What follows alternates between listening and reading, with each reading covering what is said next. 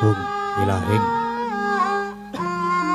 Hung ilahing awi kinamastu Ramasidam awi kinamastu silat pringgiwak jagat karono siran tondo gawe sisaning busana sono sinawung lawan kula paestu masih lestantun lampahing Buddha jiratur tutur katelo tulo-tulat prilabden paradya ngursita ngumpama parameniskara karena giya tuming jaman purwa wini suda trengkang dinamadama pinardi tameng lalata mangka tekap wasananing Gupita taun renggeng pralambang matumpa-tumpa marma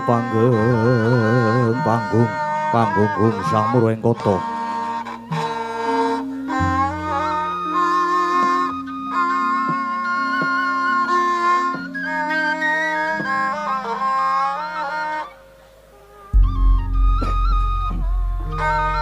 Kanenggih negari pundhita ingkang kaeku Adidasa Purwa. Eka marang sawijadi linuwih dasa 10 purwa marang wiwitan. Senadyan kathah titahing do ingkang sinangga ing Pratiwi, kinasonganing akasa, kinapiting samudra, kerajak sami anggana raras. Nanging datan kadya ingkang ginupiting dalu samangke, yekti ingkang sinebat gumlaring padukan Karang Kadempel, ya ing Karang Tumaritis.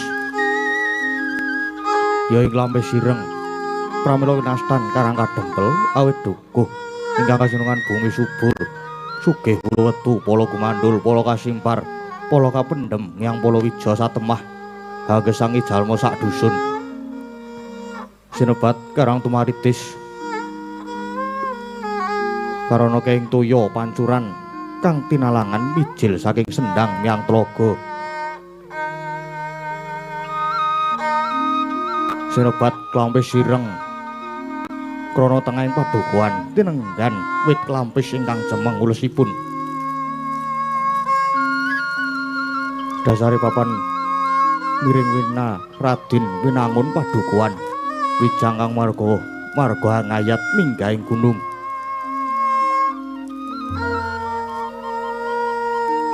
kanan kiringing marga kang katingal hamung gumlaring pasabinan dalah pategalan senadyan to hamung parigogo parijata sukanandi dudha ngasak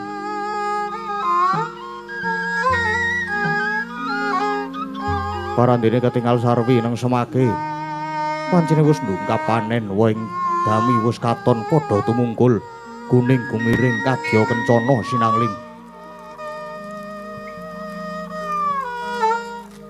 kati uping marata lembak yayah ombaing samudra sinawung swaraning Narakisma kang samya anggusah getak peksi kaya gamelan gedhok-gedhopyok surak kepyak kang tanpa gending kaglaring pategalan datan kuciwa katingal jagung puhung lombok terong robyong-robyong kacang ijo royo-royo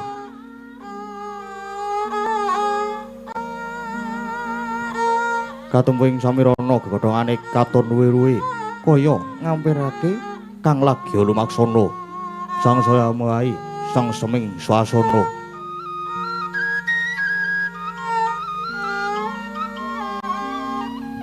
garawe ngamung kisma ngulah pasiden datan atilar waton ing kaedahan tuwin kasarasan saubenging saben wisma tinanduran sesekaran ingkang mawarni-warni indah lamun dinulu wangi lamun ginanda mawar melati ceplok piring arum dalu lunging gadung malangkung kaduping maruta manda anggrek malunging balumbang isi tirta wening saben wisma kandhange raja kaya tetela mahi endahing bali griya turta datan tilar watoning kasarasan ilining toya sendang tinalangan anjoking pasiraman kekucahe naratas pasabinan mentok minti bebek meri sarta panggoyanganing kebo sapi jawajan jangkep angrenggani endahing padukuhan peksi podhang kumandang haleledang mencok panging ketapang. Drekuku manggut-manggut ing weduku, peksi jalak lunjak-lunjak, ajak-ajak marang peksi prenjak. Kaya sajak datan kencan semayan marang peksi bayan. Betet-betet pating jarwit, datan katun peksi kang alit-alit bangsane bibit rang-urangan. Sedaya sami sigrak semarak. Ing madyaning padukuhan wonten ing Wisma Dapur Limasan, sirap sepuh kang wis sirep. Singep kayu sengon wis saumur gebyog gedhek linabur gamping. Lah sinten to ingkang lenggah ing wisma Karang Kadempel? Tanah sanes muhung tetungguling padukuhan Karang Kadempel ya pamonging para Pandhawa. Ya satriya tuhu bekti marang Darma. Yakti Wangi Kyai Lurah Semar Nayantaka ya Badranaya. Ya Saron Sari ya Duda marang Munung. Ya Sang Juru Dyah Puru Prasanta.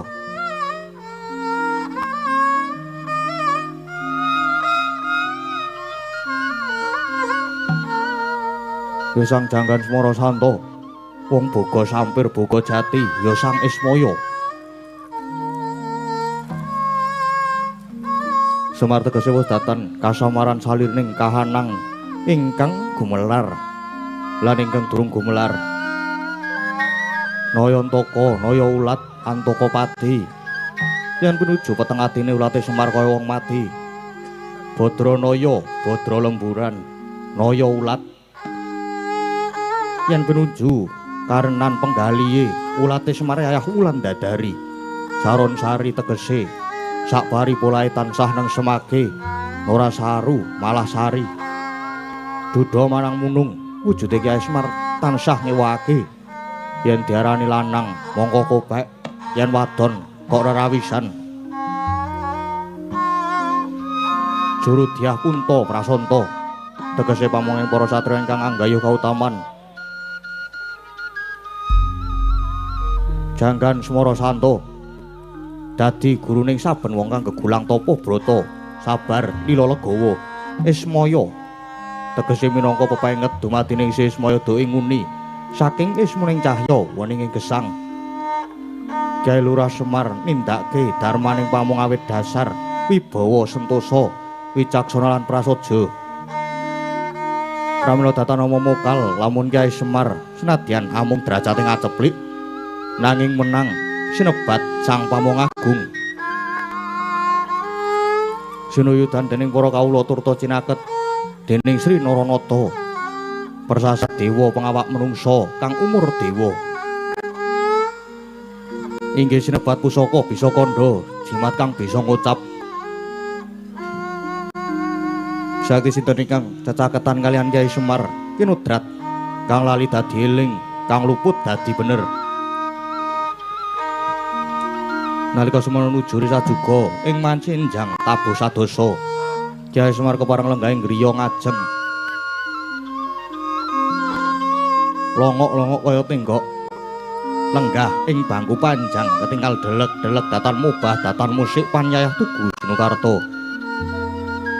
Dadak sakala kageting galih dupi nampi rawuhipun Piyai Gung nggih nalendra ing ngamarta Prabu Puntadewa ya Prabu Darma Kusuma ingkang sesarengan kalian nata ing Ndarawati Prabu Sri Bathara Kresna.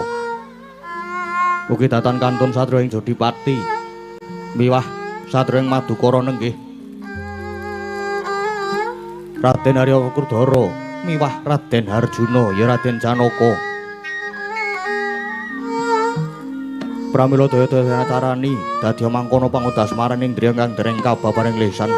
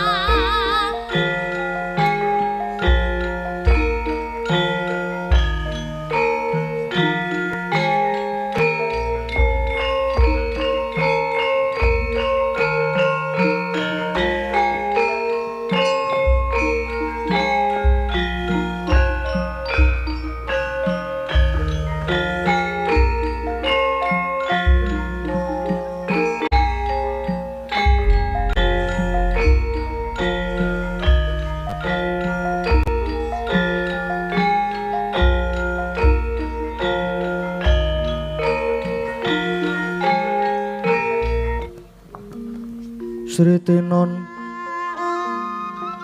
ning pasewakan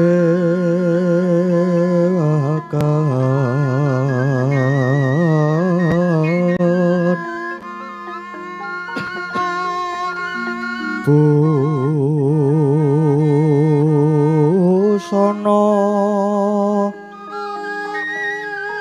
maneka warna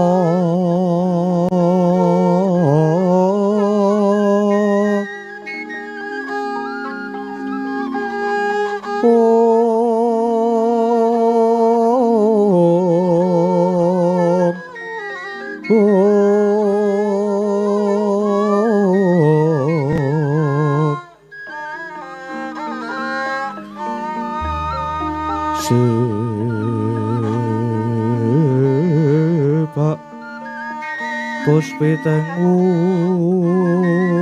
Udyono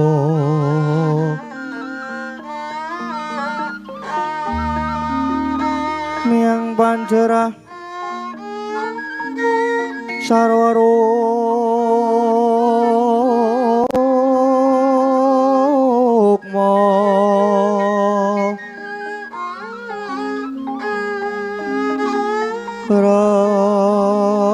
ranggeng manik Narawata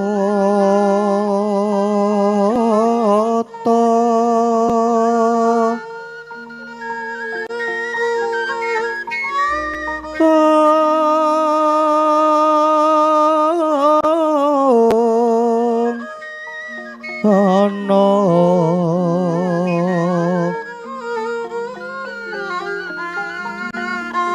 Prabanya kang sumirat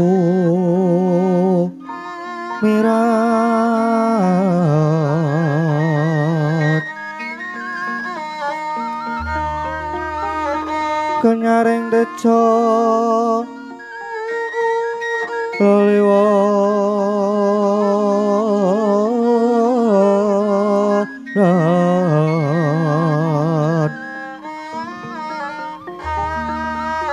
leraki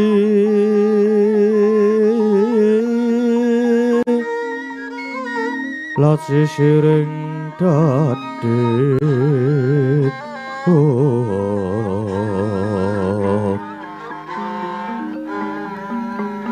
wimbo kekondomre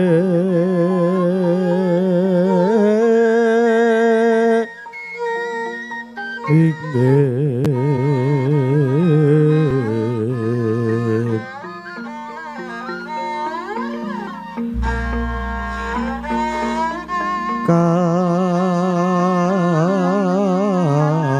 katiuping samirana mandra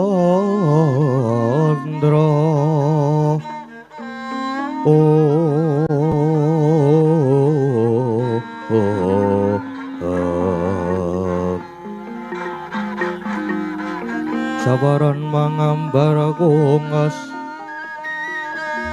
ngepeki madyaning pasewakan tandya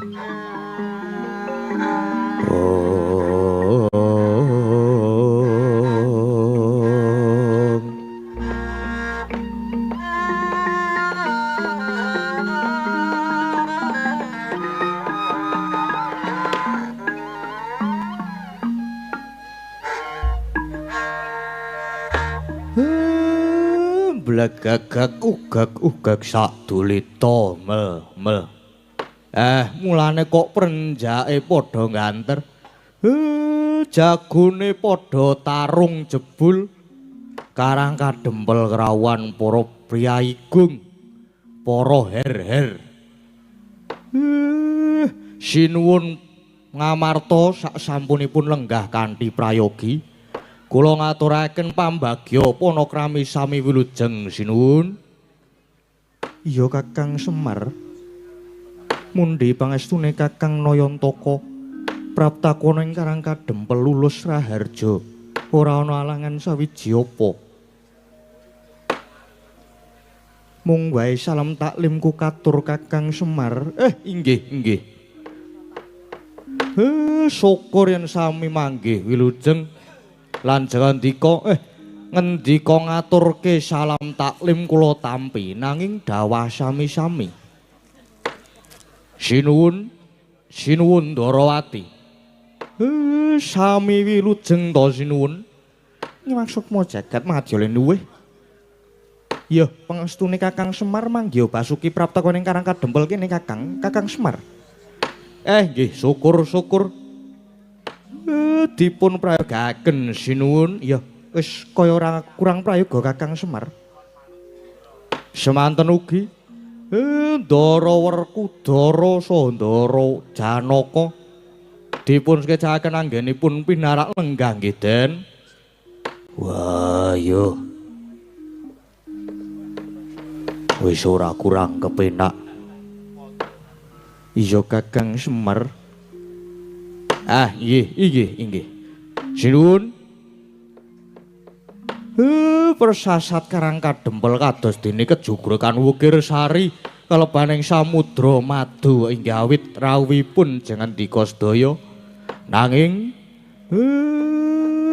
keparenga kula lajeng jumadung dawuh wonten wigatos sing karsa ingkang kados pundi dene sami kepareng rawuh wonten ing sudung kula mriki sinuwun. Monggo yen kula waspadaken kok semunipun nembe nandang pepeteng. Niki wonten napa sinuwun? Prayogi lajeng kababarna Kakang Semar. Aku kepareng matur nanging yen ana luputku sing gedhe pangapuramu ya Kakang Semar. Inggih sinuwun.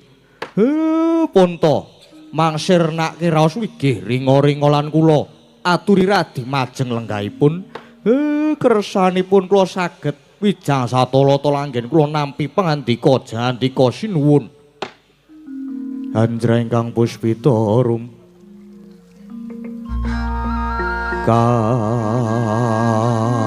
kasiliring samirana mrit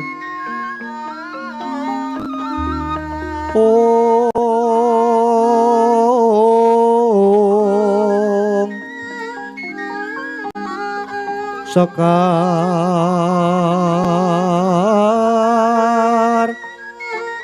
Gadung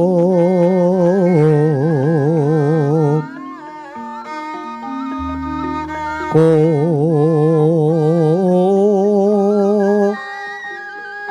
Ngas Gandanyo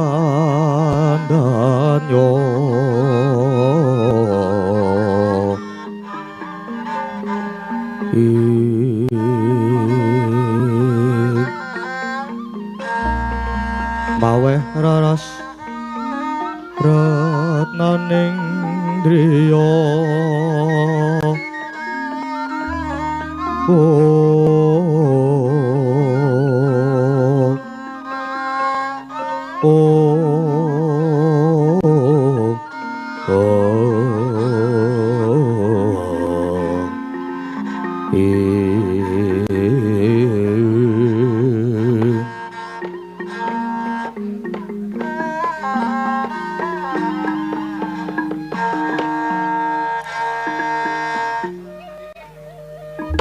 Kyai wis kondhang kaloka yen to negara Ngamarta munu bumi ingkang subur, bumi ingkang loh jinawi.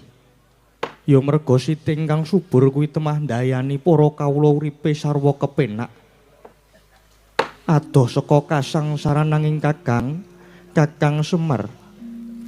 Kena ngapa ing rikalenggan iki malah tiba kosok balene. Ngamarta kang maune tentrem saiki dadi tintrim.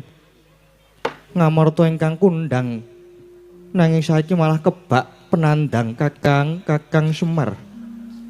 Monggo saperangan gedhe para warga Ngamarta kuwi uripe kanthi srana ulah tetanen. Nggarap bumi nggaru luku nandur pari. Saha Palawija lan sak panunggalane. Ingkang dayane bisa murakapi tumrap bebrayan gung. Nanging Kakang kalenggan iki Indraprastha kebak ingreh prihatin lan penantang.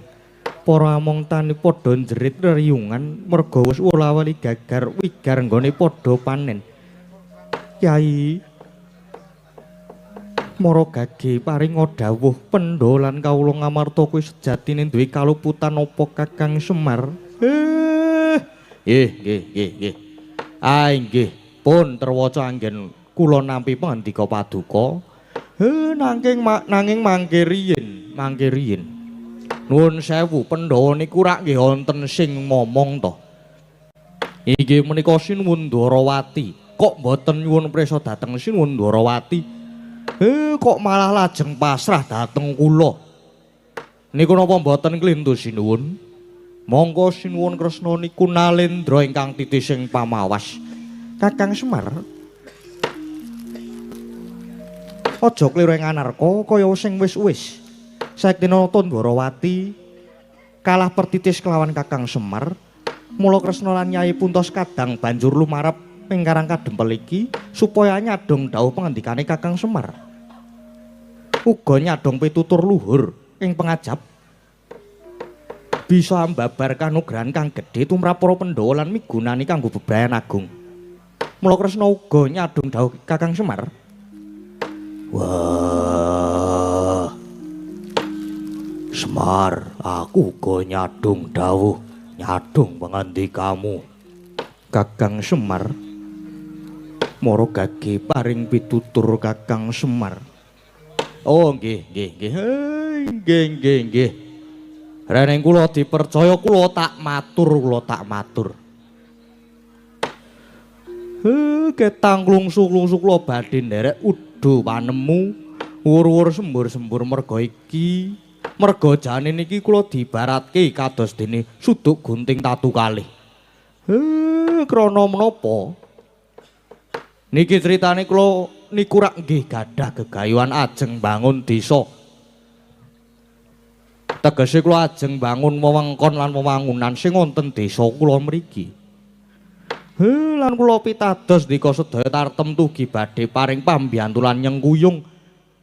Nang tumrap kula sing luwih wigati napa sing ajeng kula aturke niki mangke pengajap saged kinarya sangu.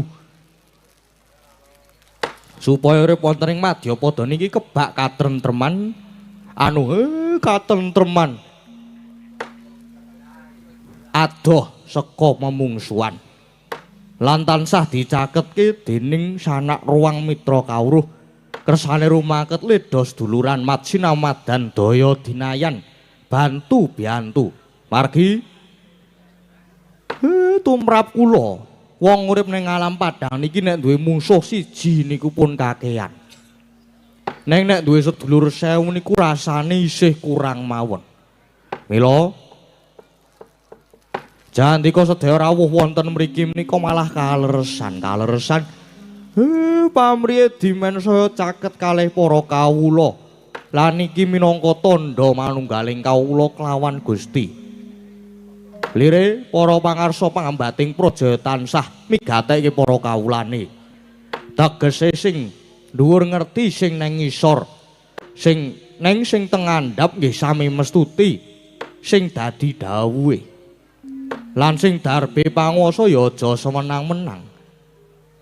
Margi panguwasa niku mboten dingge nguasani, neng panguwasa niku dingge ngayomi. Pun yen antaraning pangarsa lan kawula niku padha manunggal sayek saeka praya, negara bakal dadi kuat sentosa niku Sinuwun. Iya Kakang. Kabeh apa sing dadi dawuh Kakang Semar punta sakadang mun tansah mestuti lan yen pancen Kakang bakal mbangun desa mesti wae punta sekadang bakal sabiyantu Kakang Semar. Inggih. Inggih matur sembah nuwun. Nadyan Kresna uga bakal mbantu Kakang Semar. Inggih suwun inggih. Lega. Wah, aku ya ngono. Jenengan nggih. Iya. Aja wige-wige yen ana bot krepotane Werkudara uga saguh dadi tambak kanggo tombok. Nggih matur sembah nuwun sanget.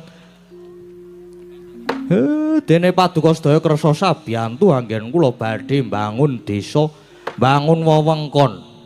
Lah sakniki babakan pengendikan lan pepeteng jandika kala wau. Ngaten nggih sinuwun. Janipun kula menika sampun ngraita. Kula sampun krasa yen ngamarta sakniki pun benten kalian ngamarta sing biyen.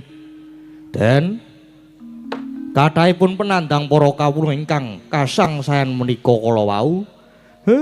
Inggih saking awit saking kawontenanipun bumi ingkang boten kuawi. Lan boten purun babar dhateng wiji ngrembakaning tetanduran kangge srana sandang tedha tumrap para sedaya kawula warga ing Kukupanegari Ngamarta. Temah bumine dadi cengkar, lemahe dadi grasak. Para among tani nadyan padha tandur nanging nyatane gagar wigar wurung kababar.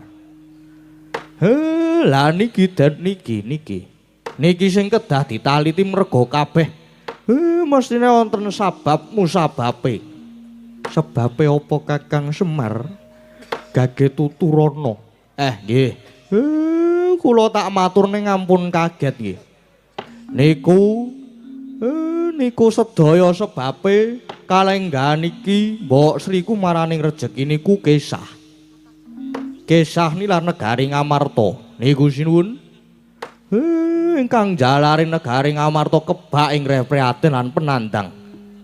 Pepunden Betari Sri Kumaraning rejeki. Murca saka praja Ngamarta, murca saka negara Ngamarta Kakang Semar. Nggih. Nggih Sri lunga, Sri niku lunga. Monggo Betari Sri niku dadi simboling buga, dadi simboling kemakmuran. Iya Kakang, banjur apa sebabe Betari Sri murca Kakang Semar? Lah niku. Mbok menawi para kawula Ngamarta sami kelepian anggenipun ngaturaken panuwun dhateng Gusti ingkang Maha Nasa. Lantaran Mbok Sri sing wis dadi sarana kamulyan lan murahing sandang pangan. Mongko mbiyen Ngamarta niku bumi sing subur. Apa wae sing ditandur mesti dadi. Ning sakniki malah dadi bumi sing cengkar. Grasak. Umpamane tetaneman ijo royo-royo sing wancine panen mesti dipangan ama orang. Merga nggih niku wau. Para kawula kelepian mboten migatosaken dhateng buminipun. Mula ora mokal nek Mbok Sri Kumaraning rejeki lajeng uncat. Ngaten nggih Den, ngaten. Bumi niku nadyan saben dina persasat didak-idak dening sadenah titah. Nanging bumi niku ugi dados sumber panguripan. Murah kawisagung para titah. Kejaba bumi niki dadi papan panggonan lan ugi saben-saben ditanduri tetanduran ingkang migunani tumraping agesang.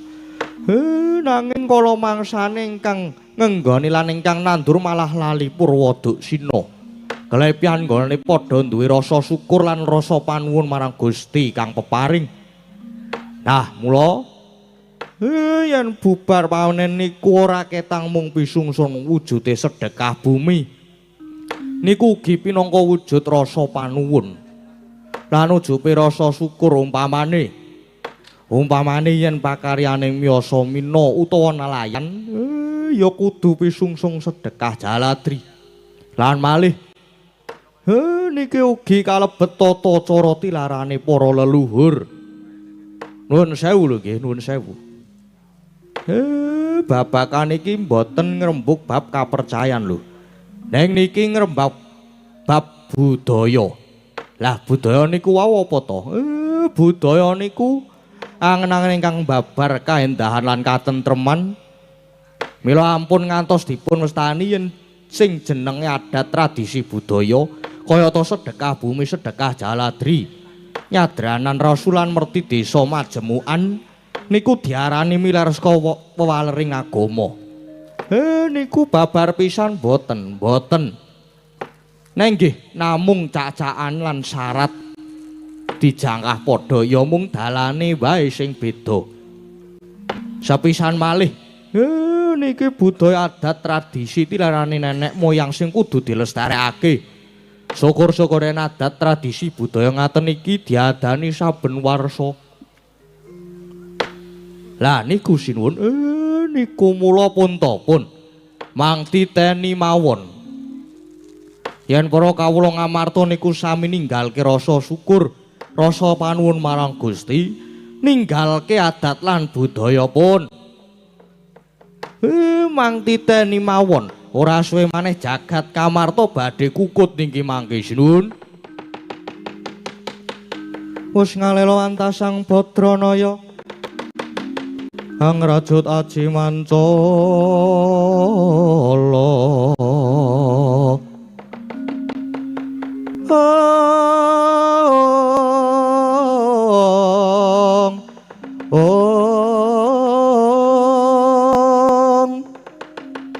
Panang ukut Pancandriya sayakti dewa utama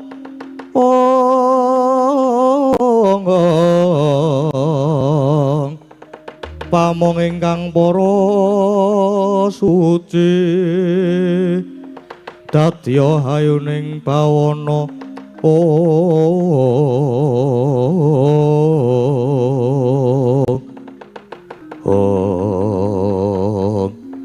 Aduh Kakang, banjur prayogane kepiye Kakang Semar? Murih pepundhen Mbok Sri Dewaning boga enggal kundur ing Ngamarta. Iya Kakang. Mangsa borong iguh pertikele Kakang Semar. Wah, yo. Piye supayane Mbok Sri enggal bali? Pun sinuwun. Sawetawis ngandika sedaya kula aturi lenggah rumiyin wonten pangeran menika. Mangke sedaya kula ingkang badhe mbudidaya mrih kunduring Betari Sri. Nanging sedaya kula aturi suminggah rumiyin margi sajake niki karang kadempel ajeng wonten dhayoh niki.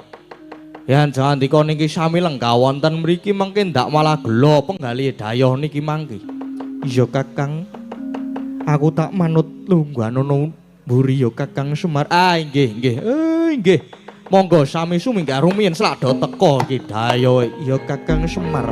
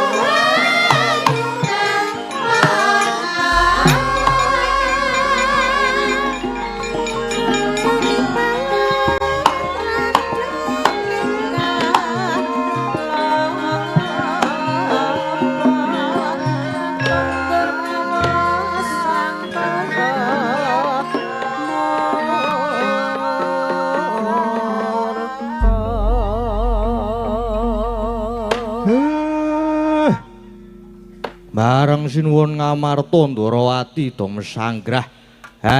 Gareng Petruk Bagong. Pating jedul. Mau kok do ora melu sowan dadi siji ning kene iki do ngopo? Lah nggih to, Pak.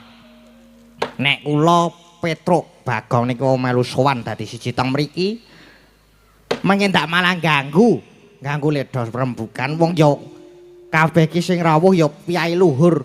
Lah nggih, ha niku bener lho niki, Pak.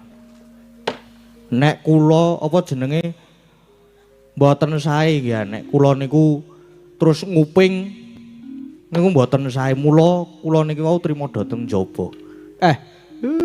Bagus kaya ngono kuwi apik. Dong apa ning jaba? Jaga parkir. Ya mboten tong ngangkring. Apa do duwe sangu?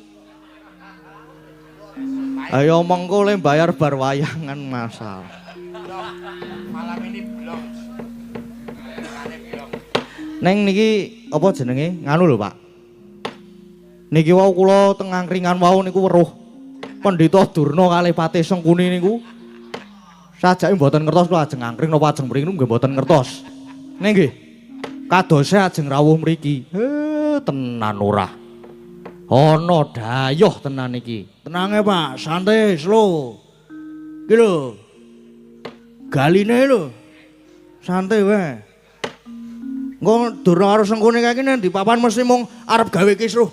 Mesti kuwi, arep gawe kisruh. Mengko nek macem-macem tak atasane wae Pak, dupake engko gampang. Iya. Nang yo mengko dhisik.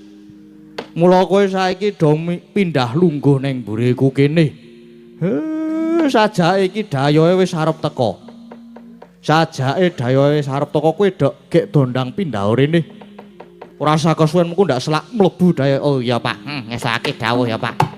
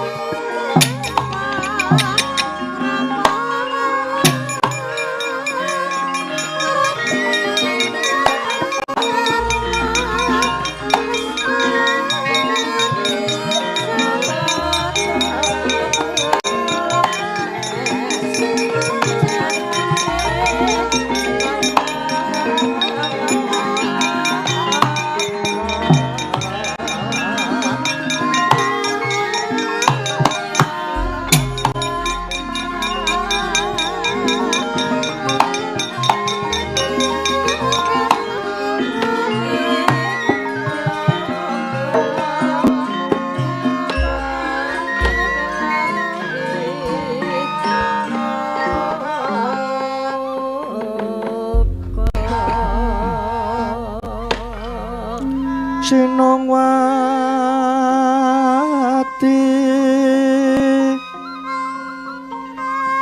Sinongwati jagat kinari hamong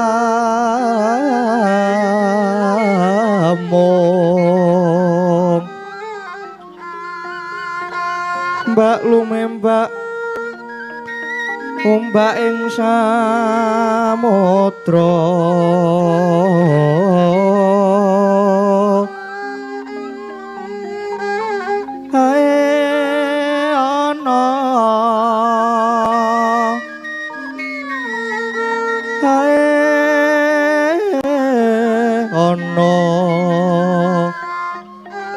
lumut hambrak kanggeng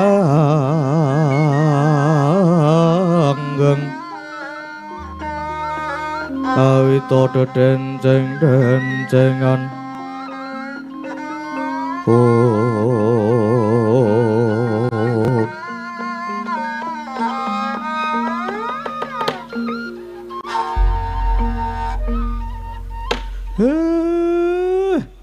mulane kok gagake do ngubengi omah.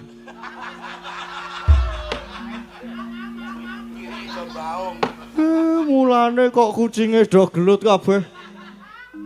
Ndek gagak apa, Pak? Nek prenjak wis tak bedil. Ngerti-ngerti kok sudungku kerawan priyayi loro. Mangke riyen Begawan Durna saha Rekyana Patih Harya Sengkuni sasampunipun lenggah kanthi sekeca sarawuh jangandika kula ngaturaken pambagya panakrami sami wilujeng ta niki. Lele Samarante dop neng dumpul ngalas dadi wana. Wana dadi alas. Alas dadi wana, wana dadi kutha. 1000 kutha wis tak liwati. 1000 ati tak takoni. 1000 tak pateni. Ya Kakang Semar.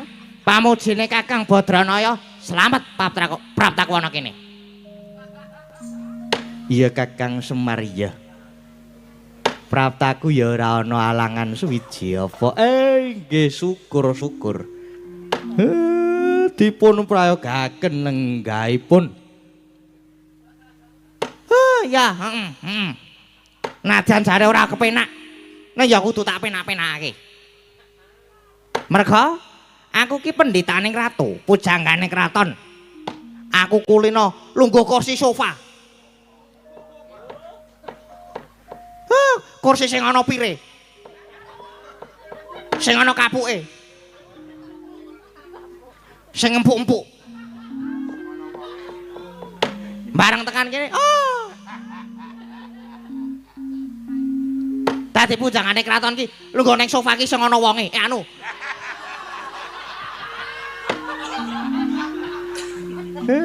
Pripun. Bareng tekan kene. Lah kok atose ra jamak. Marake pegel. Sesuk dadak mulih pijat urat.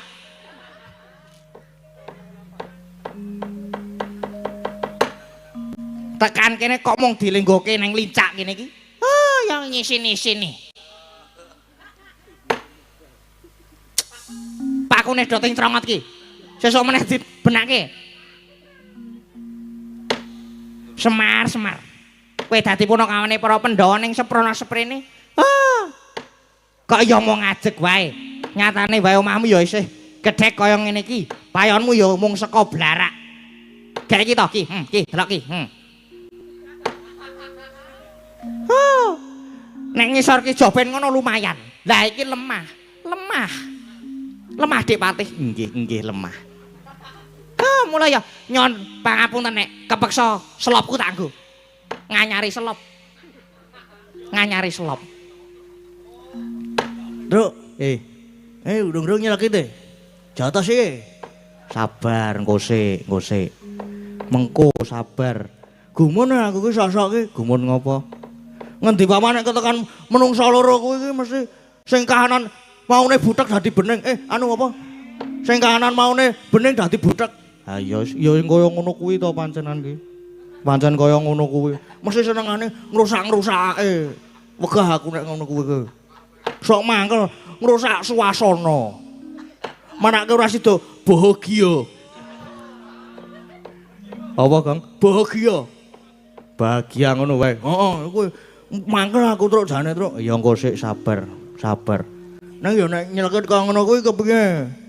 Tak gajulkan lho iki engko suwi-suwi. Sabar, sabar ben bapak ki ben ngendika sik kowe iki meneng sik. Oh iya. Heeh. Mengko ana jamane mengko gara-gara ki kowe iki omong sing akeh. Ya mengko ya truk ya. Heeh, wis mengko wae. Engko Pak dilajengke, Pak. Jan. Penemban pancen kahanan kula niki nggih ngaten niki. Neng kula nggih mboten nate ngresula. Sing penting Bagas waras. Lah arep Bagas waras kepiye? Kepiye lah arep Bagas waras? Lah arep sehat ki kepiye nek kaya ngene iki? Omahmu wae ora pokro. Reget. Pelataranmu ya. Jelas kaya ngono kuwi. Sesuk meneh nek siram-siram ki sithik wae. Ora sak tandon banyu kok digrojoke kabeh. Marake jeblok, selop anyar padake.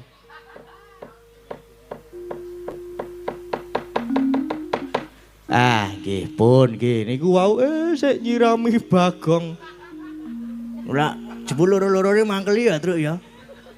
Gajul loro-loro dhewe, Truk. Aja. Nggih. Pun kersane sampean.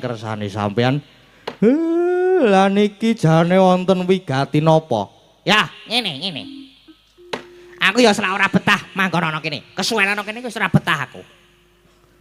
Bakune Prapta ning Karang Kademel kene mung mundi dawuh anak Prabu Duryudana. Rening saiki negara Ngastina. Lagi ke Taman Pageblok. Nek larang sandang larang pangan ki ora mungkin. Ora kaya Karang Kadempel kene iki ora kaya ngene iki. Merga negara Ngastina ki negara sing sugih blegedu nyatane wae deloh deloken. Deloken iki panggon aku sarwa emas. Sarwa emas kabeh. Nanging Buh, jalarane apa kok dadi negara Ngastina? Saiki kawulane akeh lelara, akeh rajapati bebasane sok lara.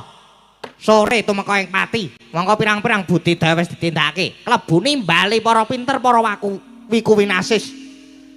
Supaya ngusadani rekaning praja, parandene ora mendha malah saya ngrebda. Nggih. Lajeng pripun? Lajeng pripun? Lah, Bajur. Anak Prabu Duryudana nampa wangsiting dewa. Wangsit sak miyaya merah kuwi, Truk. Menenga. Wangsit ki beda karo pangsit. Ngele aku ki. Ayo mengko. Anak Prabu Duryudana nampa wangsiting dewa. Negara Ngastina bakal wales saka penandang waton, ora ketang mung sedhela kudu mboyong Semar ning negara Ngastina. Nah, tekaku ana kene iki kedawan supaya mboyong Semar. Nek jane aku ora percaya karo kluwane Semar iki apa? Ora percaya. Ning kene aku mung saderma didhawuhi. Anane ya mung mangkat ngono wae. Wis. Iki kowe gelem tak boyong ning Ngastina, Semar arep njaluk bebal apa wae bakal tak turuti. Bakal dituruti, ayo. Gelem ya Semar, gelem. Iya Kakang Semar. Aku minangka dadi saksi tama yen Kakang Durna iki kedhawuhan supaya mboyong Kakang Semar. Mula yen pancen Kakang Semar kersa diboyong, wis ta. Arep ngarani bebana apa aja sumelang. Mesti wae bakal dituruti, klebu anak-anakmu mengko ya bakal dimulyakake Kakang Semar. Semare koden prayetna samulire seka balik kilar-kilar semeti tengahing latar. Nggih. Kula jane niku mboten kawratan yen ajeng diboyong ten negari Ngastina. Nanging nggih ampun sakniki. Margi kula nggih tesih wonten ayahan. Minjang yen pun rampung ayahan kula pun Semar purun diboyong. Lah terus kapan? Kapan? Ayahanmu ki kok sajak penting banget. Nggih udakara setengah tahun. Munggahe nggih setahun malih. Lah dalah Semar. Setengah tahun gedene setahun. Gampange kowe mau ngarep nampik Semar. Mau ngarep nampik. Kowe iki mau ngarep diboyong dimulyake kowe kok ora gelem. Mbok kowe iki ngrumangsani. Kowe iki mung punakawane Pandhawa wae. Neng tekan sprene kowe tetep melarat. Kowe mau ngajeg dadi batur Gedipal 17. Lah wong arep dimulyake kowe kok ora gelem, gleleng angkuh kowe Semar. Lan meneh Semar. Mau ngarep aku kandha nek jane aku ki ora percaya karo Semar. Aku jane suthik teko ning panggonanmu kene. Ning gandeng aku kedawan anak Prabu Duryudana. Kepeksa aku kudu menyang. Mula Semar tak bujuk srana alus ora gelem. Apa kepeksa aku kudu nganggo cara sing kasar? Kersane sampean pripun kados pundi? Galo sawangan. Delakan kae. Aku rene ki nganti wadya bolos gelar papan kanthi sikap gegamaning ayuda. Mula nek kowe wangkot ora gelem tak boyong. Karang kadempel bakal tak dadekke karang abang, bakal tak obong. Lah ora keparat rene kowe iki pasaran.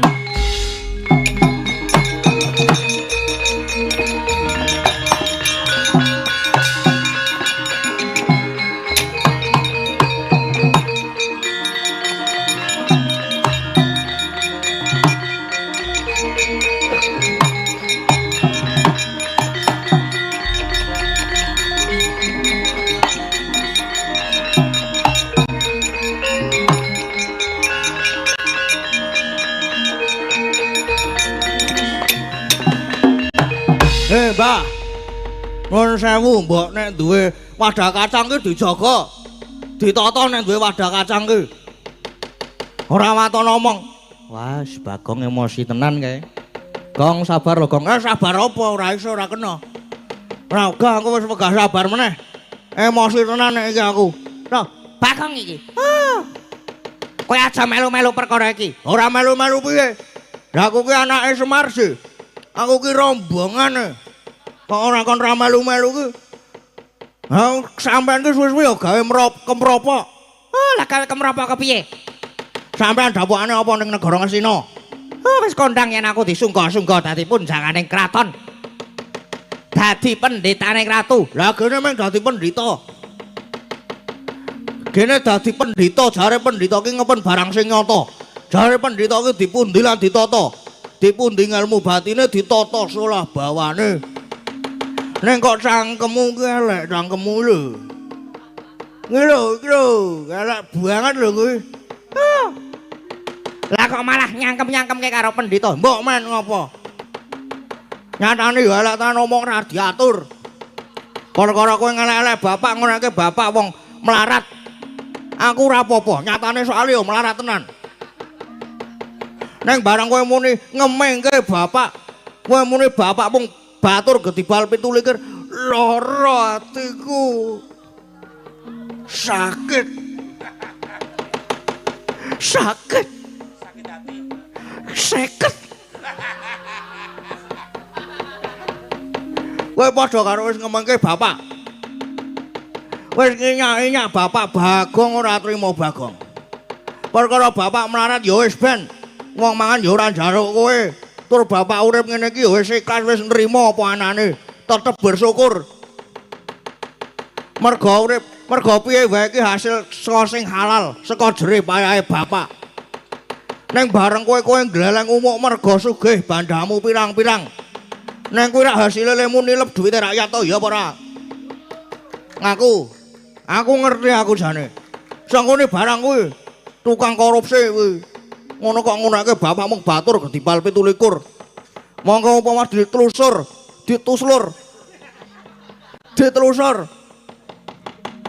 Semar nek karo Durna ki derajate dhuwur bapak. Ora coba bapak ki sapa? Bapakmu ki genamung Semar.